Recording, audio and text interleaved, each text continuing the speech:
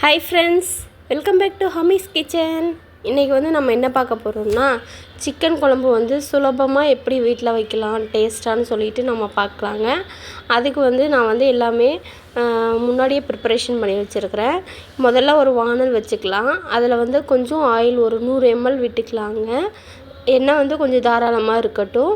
நான் வந்து முன்னாடியே வந்து சின்ன வெங்காயம் வந்து பேஸ்ட்டாக அரைச்சி வச்சுருக்கேன். ஒரு 100 கிராம் வெங்காயம் எடுத்து அதை தொளித்து பச்சைதாகவே ஆட்டி எடுத்து வச்சுருக்கேன்.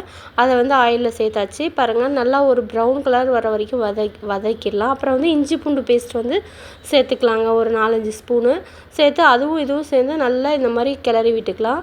அதுக்கப்புறம் பார்த்தோம்னா மசாலாகள், அதாவது 2 தக்காளி, ஒரு 6-7 வரமிளகா, மல்லி, இது எல்லாமே சேர்த்து அதோட பட்டை, கிராம்பு, அதுக்கப்புறம் கொஞ்சோண்டு தேங்காய்ங்க, இவ்வளோதாங்க. இதை மட்டும் நல்லா சேர்த்து நல்லா ஒரு ஃபைன் பேஸ்ட்டாக இது பண்ணி சேர்த்து அதையும் நல்லா ஃபஸ்ட்டு 2 கிளறிட்டு அதில் கொஞ்சோண்டு தனி மிளகாத்தூள், மல்லித்தூள், அதுக்கப்புறம் பார்த்திங்கன்னா சிக்கன் மசாலா கொஞ்சம் ஆட் பண்ணியிருக்கேங்க. இது வந்து எண்ணெயில் வந்து நல்லா ஒரு 5 நிமிஷம் வதக்கி விட்டுக்கலாங்க. அதுக்கப்புறம் வந்து பார்த்திங்கன்னா நம்ம கழுவி வச்சுருக்க சிக்கனை போட்டு அதோட கொஞ்சம் கல் உப்பு சேர்த்துக்கலாங்க. அவ்வளோதாங்க. இப்போ வந்து இந்த மசாலா எல்லாமே சிக்கனில் சேர்ந்து நல்லா கிளறி விட்டுக்கலாங்க. பாருங்கள், இந்த மாதிரி நல்லா கிளறி விட்டுக்கலாம். கிளறி விட்டுட்டு அப்படியே ஒரு மூடி போட்டு நம்ம வந்து கொஞ்ச நேரம் ஒரு 10 நிமிஷம் வந்து மூடி வச்சு வேக வச்சுக்கலாங்க. அந்த மசாலாலாம் கறிக்குள்ளே இறங்குற மாதிரி அடிக்கடி இந்த மாதிரி திறந்து விட்டு இந்த மாதிரி கிளறி விட்டு எடுத்துக்கோங்க. பாருங்கள், இந்த மாதிரி கிளறி விட்டு எடுத்துக்கோங்க. பாருங்கள், இந்த மாதிரி அந்த சிக்கனில் இருக்கிற தண்ணி விடும், அதுலேயே அந்த சிக்கன் வந்து வெந்துருங்க. பாருங்கள், இந்த மாதிரி ரெண்டுமே மசாலா வந்து சிக்கனில் இறங்குறதுக்காக தான் இந்த மாதிரி வந்து நம்ம இது பண்ண போகிறோம். அதுக்கப்புறம் பார்த்திங்கன்னா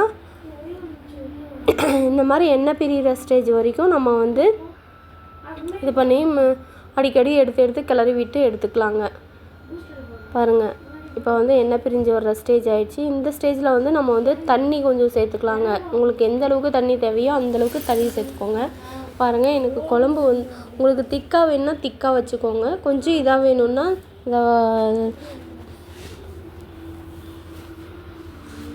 பாருங்கள், இப்போ வந்து சிக்கனும் நல்லா வெந்துருச்சுங்க. இன்னும் ஒரு 10 நிமிஷம் நல்லா கொதிக்கட்டும். கொதித்ததுமே பாருங்கள், கொதித்து வந்துட்டுருக்குது. பாருங்கள், இந்த மாதிரி நல்லா கொதித்து வரட்டும். சிக்கனும் நல்லா அழகாக வெந்து வந்துருச்சுங்க.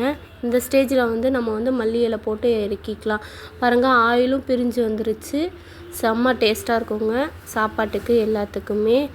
இட்லி தோசைக்கெல்லாம். தேங்க்யூ, தேங்க்ஸ் ஃபார் வாட்சிங். Please subscribe.